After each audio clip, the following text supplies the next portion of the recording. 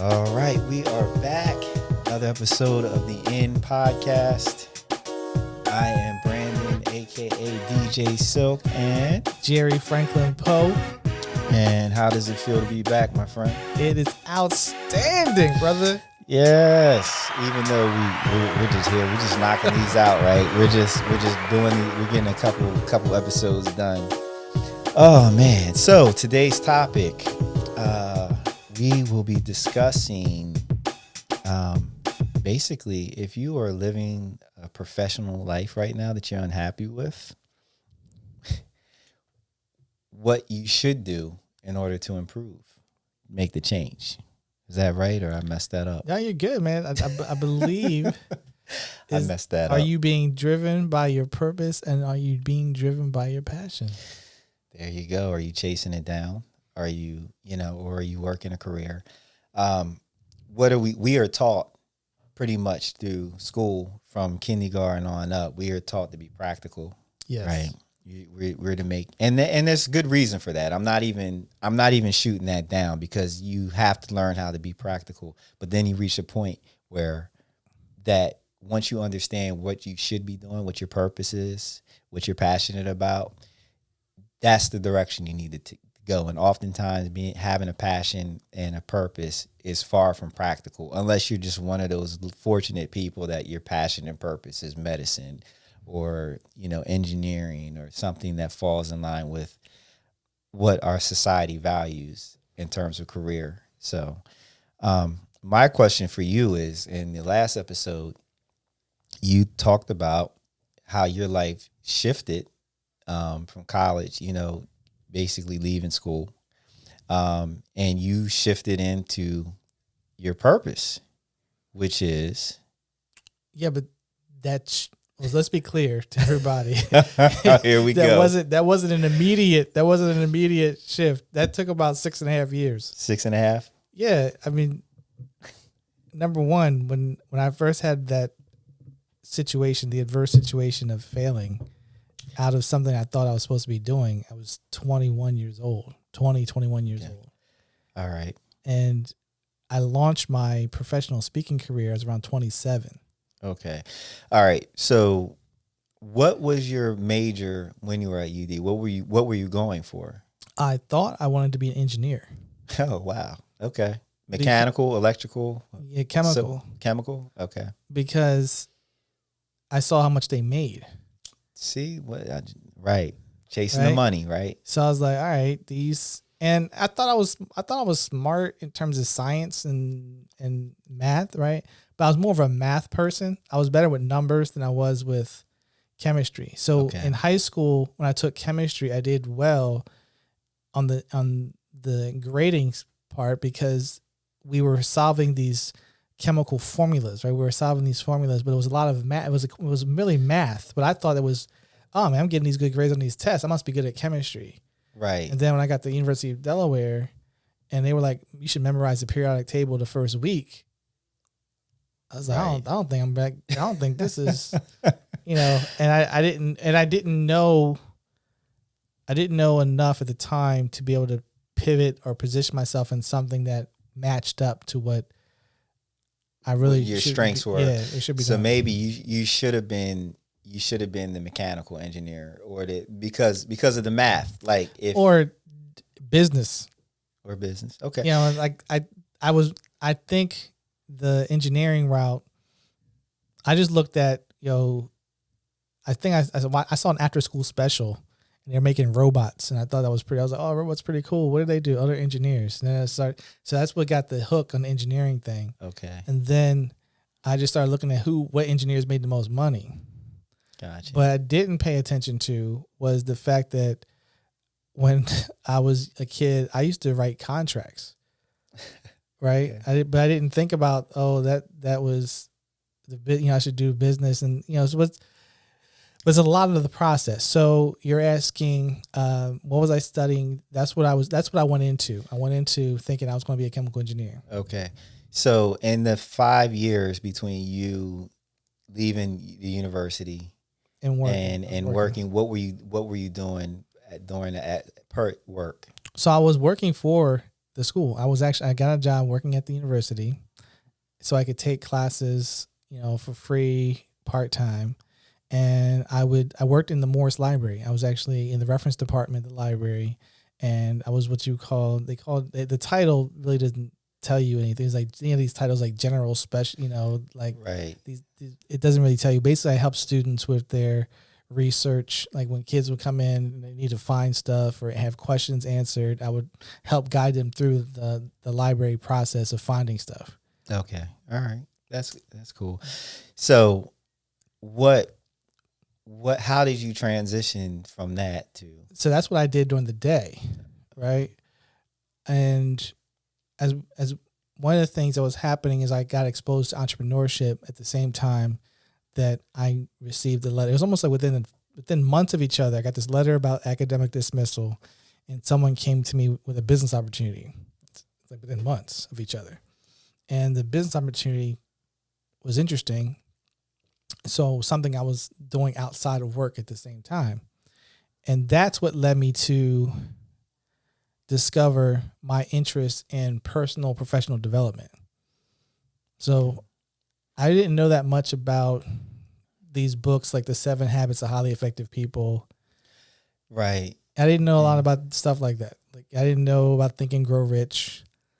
That's one of my favorite books, actually. I've read it a couple of times and listened to it. Yeah, so you have Napoleon Hill, Stephen Covey, Dennis Kimbrough wrote a book called Think and Grow Rich: A Black Choice. I actually read that. I got that book first before I got Napoleon Hill's book. And what I realized is I was curious. We talk about the intellectually nutritious, right? So I didn't realize how much this stuff was intriguing. Like I was just driven, like, man, this is really fascinating. It's interesting. I need to know more about me. Like I wanted to learn about what made me do the stuff that I was doing. The first thing I was trying to figure out is why do I self-sabotage? Okay.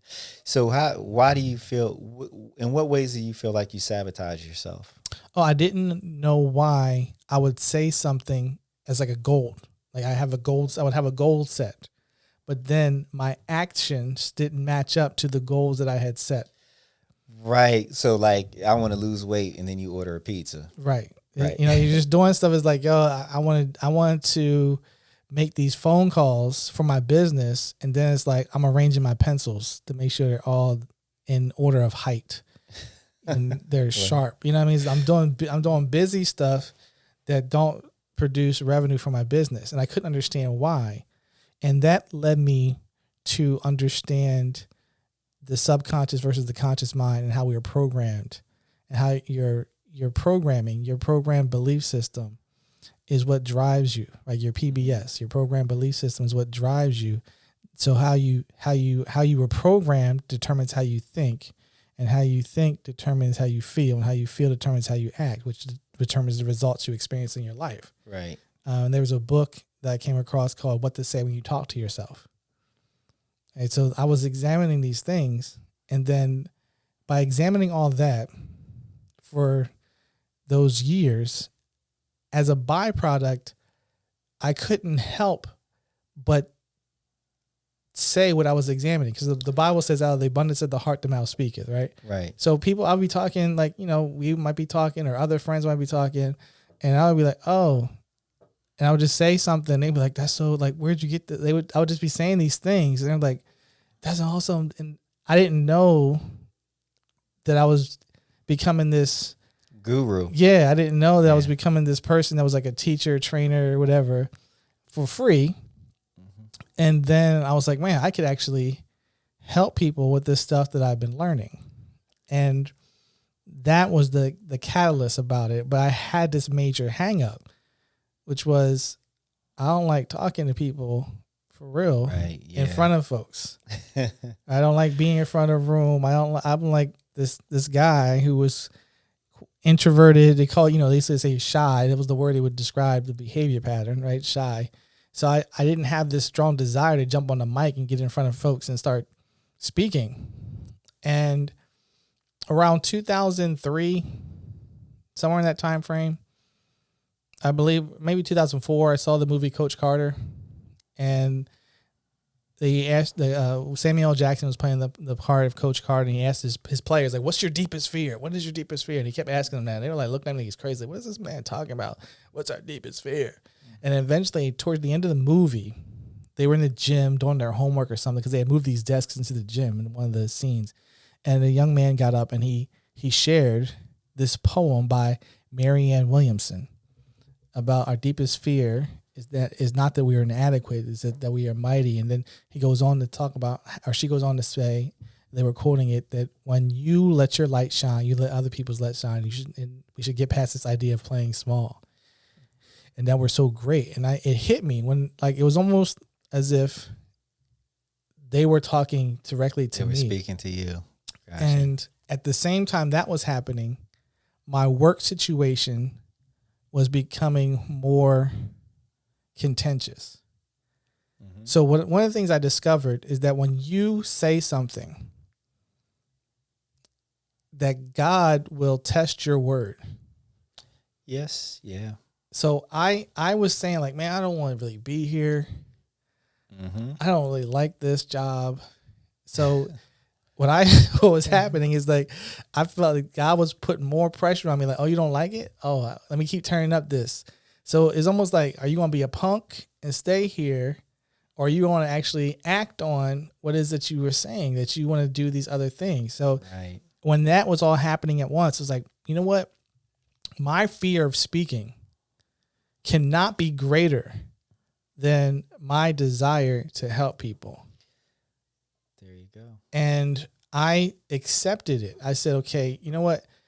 I am greater than this fear. I'm greater. So even this fear that had been troubling me, I was like, you know what? I don't care if people laugh at me. I don't care if people think I'm corny. I accepted the fact that I may not be what other people were. And, you know, in your mind, you see yourself a certain way. So it's like I'm just going to just do me. And I'm just go out here and just try this speaking thing. And I got a chance to audition for a speaking engagement. Right? So it was a company that was looking for speakers. And I sent in an audition tape. And I got called in through their whole interview process. I ended up getting a contract with them. And I got booked for like a whole month of engagements. So I walked away from my job with just a month. Just with the month of bookings. Yeah. So that's amazing. So let's unpack some of that for the people. Or no, not unpack. I'm going to summarize it, right? Okay. So you're in school, that falls away. You work a job, that falls away. Neither of these things resonate with you. And in your free time, you are doing and consuming all the content and doing the things that actually you didn't even know you were passionate about. Right. And then you turn that passion into your purpose. And you took a chance on you left a full-time job that was also paying for your school. So it's not just like the financial impact of it, it's also the educational impact of it.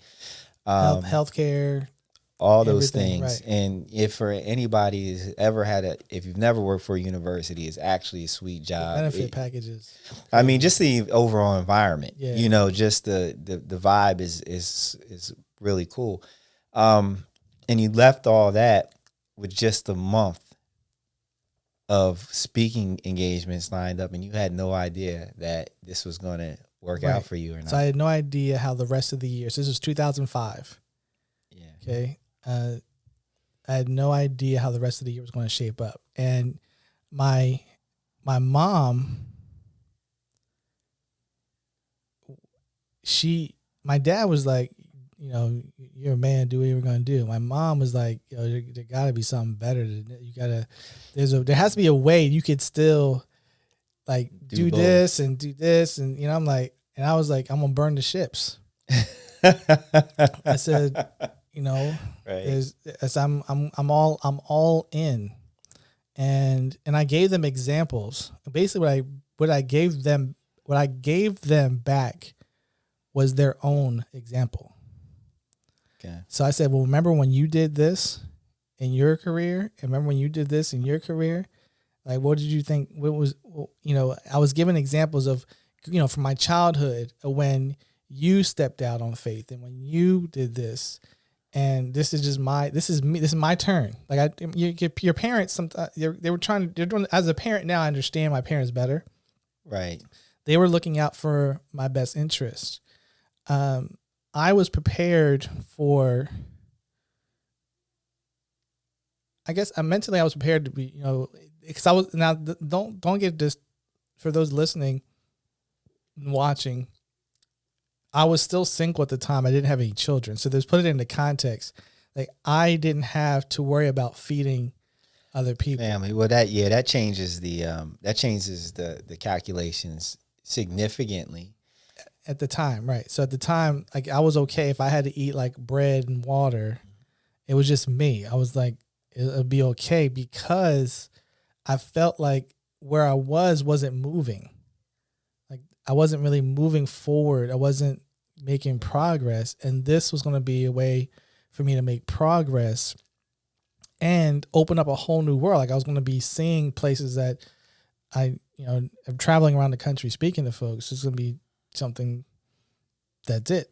And what's interesting, is before, like, there were things I had to do before I even got the contract. I had to go out and set up a corporation. Right. And get business insurances before I even landed the contract, because I had to prove to this organization that I could do, like, there's certain things you had to be able to prove, like, have stuff set up. So I wasn't waiting. I was acting as if it was already done. I was assuming that it was going to work out in my favor, and I just acted like. I'm trying to remember what I used to say to myself, is that it was this idea that I'm going to do everything as if I already got it, because I believed that if I put everything in place, I was increasing my chances of it working out.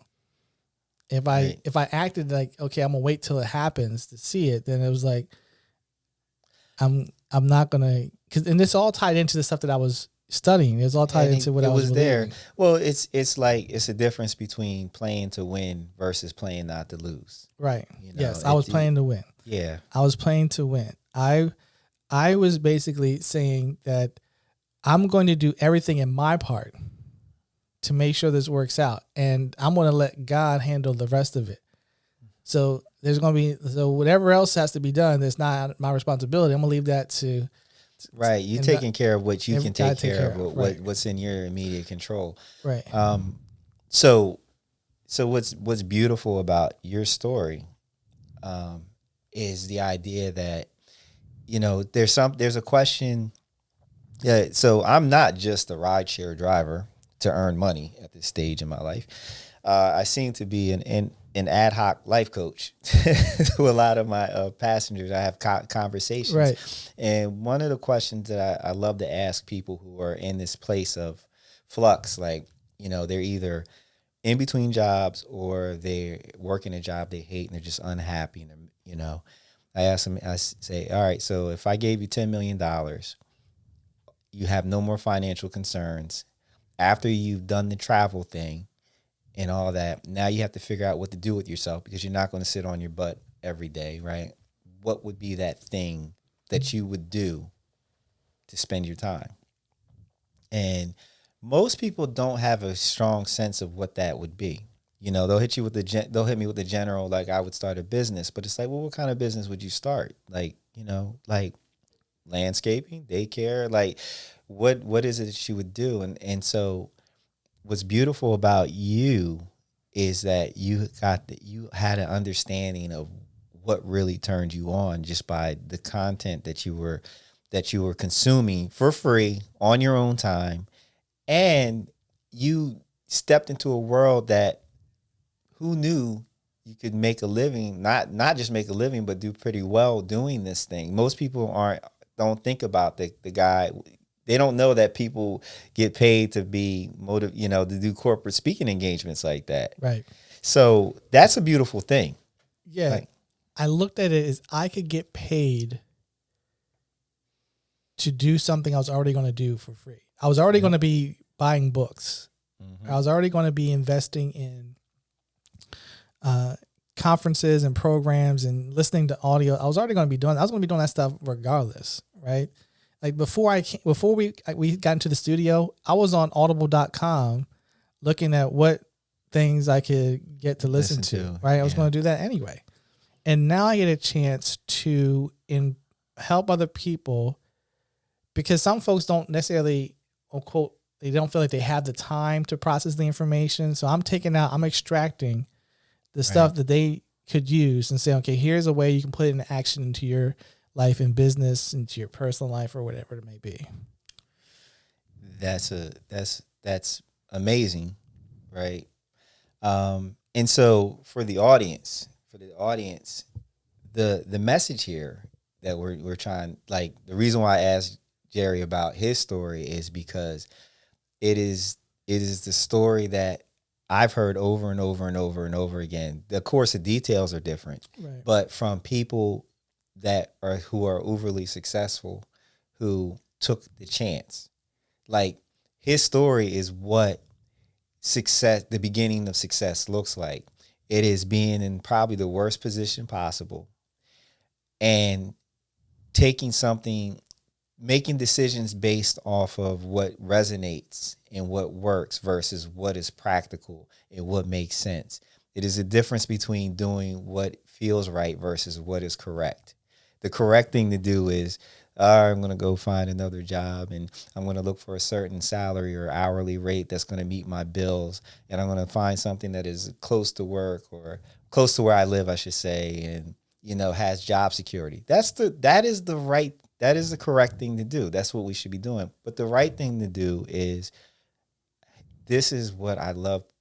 I'm trying to do this particular job or this career because I love to, in Jerry's case, taking content like this. He loves learning about learning and then taking that information and teaching. Correct. Which is the next step of learning. Right. So exactly. The first step you learn, and then the second step in learning is teaching what you learn. Because when you're teaching, you're actually teaching you're actually teaching yourself at the same time you're reinforcing it. Right. You're reinforcing it. So, so if you're out there, and I know you're out there, that's why you're listening, and you're in a position where you're not happy, you got to take a chance. Like you have to take a chance on yourself. You have to do your best to put fear aside.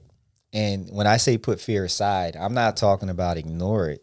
I'm talking about work in spite of that fear and understand that stuff is going to go wrong. It's not going to work out. The time is going to be horrible. It's probably going to take a while for you to get up to speed, but the risk is the reward is well worth the risk.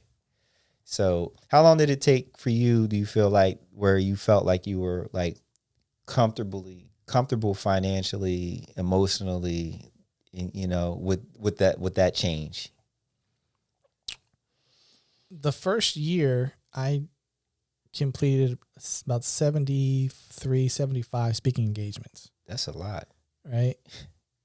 Yeah. It was, I had no context as to how many, I was just going with like whatever they sent your way, right? Whatever came my way, as I was just taking it. So my second year, so 2005, 2006, I got married and had a baby. Okay. So I went from me just, doing it, like, I won't say even hustling, but like getting by, to the next year I had a wife and a daughter. Wow. And was okay. You were okay. So I don't want to, I want to throw out numbers for folks because that's, it's no, we're not going to do that. No. But the fact is, the word comfortable. So at that point, you were comfortable enough to get married and have a child, and with giving everything that's and the thing that we have to remember, I want people to understand, is you have to know the game you're playing.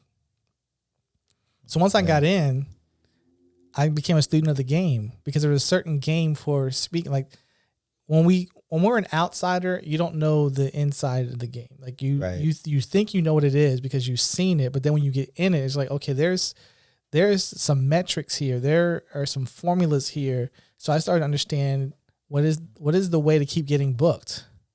The science. Yeah. The science behind it. You know, the art and the science to all this stuff that we go through. So I became a student of the game of speaking in terms of what is it about these clients and how they keep rebooking you, and knowing how to make that work in your favor. You know, there were nights I studied. I was up all night long just going through content, the different topics. What topics are more popular than other topics? Right. What topics have bigger audiences? You know, there was all types of things. It wasn't just, you know, sometimes people think, well, if I just jump out there, but there's other things you got to include in the process. Well, there's a science to everything. Right. There's a science. There literally is a science to everything. And the people who are most successful at whatever it is they do understand the science. They've learned the science behind it. It's not by accident. They may make it look like it's effortless and happenstance, but no, they've learned the science. And I'll also add the art is understanding the people. So I had to also understand building relationships with the people who, not necessarily the people at the top. Like sometimes you're like, people are like, oh, I want to talk to the person with the title. But there's somebody who necessarily doesn't have like a title, but like makes these wheels move. Right. And how you treat them will determine how the whole organization receives you. Right. Right. So I got into the habit, or I'm still into this habit of acknowledging, recognizing the people who make the engine work, right? You know, the folks that sometimes get overlooked. Anytime I flew to one of these offices, right, these home offices, I would go to like the candy shop and I would be buying like box of chocolates for the people who were doing the paperwork. You know what I mean? Like that was making this stuff happen. Like, hey, I'm in town visiting the office. Just want to make sure, you know, everything's good with you. Because I wanted to say whenever my name popped up for something, stood out, yeah, right. It was like, that's the guy who brought me chocolates. There you go. Russell Stovers. So I was getting the Russell Stovers. It's like here, this for everybody. You know, so it's not about who you know. It's about who you know knows you. Yeah, that's critical. He's dropping knowledge here. Cheer you up there. So and I love your story. And that's like that. It's a beautiful thing because a lot of times most people don't understand the mechanics behind people like yourself who have had success. And like, you know, we joke, it's like, yo, your overnight success took 10 years, 10 years of overnight success. But what I keep just going back to in my mind is that point where here you are, and your life is basically in turmoil, you know, and your life was in turmoil when everybody around you, their lives are seemingly all together, right? Yeah, people are graduating from getting a degree, they're starting their first career job, they're all these things, and here you are trying to figure it out. And I think I know that for a lot of people who are paralyzed, stuck in place because they might be in a bad situation, but they feel like making a move is going to make it worse. And it probably is going to be worse for at least a little bit before it gets better. The other side of it is trying to figure out how to monetize. Monetize whatever your talent or your skill is.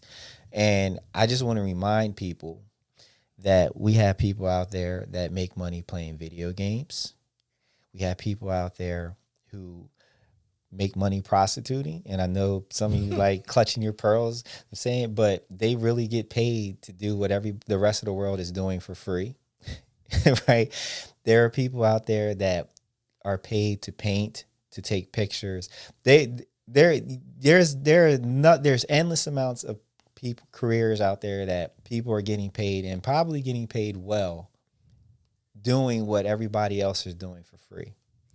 And so if you're sitting there and you feel like you have a talent or you have a purpose or something that you're really passionate about, and you just feel like there's no way that you can take that and turn it into something that you can sustain a living off of, you're wrong. You gotta believe in your ability to make it work. Actually, what necessity is the mother of invention. Right. So if you need money, you're gonna figure out a way how to find a way to monetize. One of my mentors told me, this is, wow, it's 2020 now. So I was like, I was about to say a few years ago, right? It was not. It's like you're talking like 2002. He basically said, if you learn how to market and you learn how to sell, you can always write your own paycheck. And he said the key is about money transfer. That you want to get good at getting people to transfer money from their bank account into your bank account. So when you start to understand the mechanics of how is business done, like, when every product or service, somebody has to market it and sell it in order to get people to transfer money from their bank account into your bank account. And you see that in all types of things. Now, when you were talking about the video games, which when we were growing up and Nintendo came out, and Sega, and Super Nintendo, your parents told you cannot make any money. Right. Remember that? Like, they're like, you can't make any money playing these games. Wasting time, yeah. Right. You're like, you're not going to make any money playing these games. Like, and now here it is, like, people getting scholarships to college and all types of stuff. They're making a living. Look, I forget the little boy's name. But he makes like something like 10 million a year or something playing with toys on YouTube. Like, wow. And he's literally just playing with toys. And it started out with him playing with toys and his parents videoing it, I believe. I would have to assume that that's what happened. And now, toy companies send him toys because they know that any toy that he plays with, the kids see it and blah. So there's a way to monetize just about any activity. For those of you who haven't quite figured out what it is that you need, that what your purpose is or your passion is, and you're what quote unquote a worker bee, then maybe it's just finding a better job. Don't sit back and waste away in a place where you're not happy, you don't feel appreciated, you don't feel fulfilled, you don't see there's any opportunity for you there. If that's how it is, and you've done everything that you can think of to try to break through, and there's nothing's happening there for you, start looking for a new gig. Don't let the comfort and the stability that you feel keep you in a bad place. It's just not good for you. It's not good for you. It's not good for your family. We no longer live in a society where people get a job at a company and work there from, for 30 or 40 years and retire. I mean, it would be nice if that was still a possibility, but that's not the way it is. So, you have to take care of yourself. You have to think about yourself, because corporations think about them. Their only goal is to generate money for stockholders and the board. If they could get away with doing it with one employee or no employees, trust me, they would. So don't be loyal to an entity that is not necessarily going to be loyal to you. So it's about who are you becoming. There you go. So you can focus on what you're making, or you can focus on who are you becoming. I believe Jim Rohn said, if you focus on your job, you can make a living, but if you focus on yourself and what you're learning, you can make a lifestyle. There you go. I like that. Yeah. The takeaway as we close out is that it is very important that we all work and operate as close to our talents and our passions and our purpose as possible.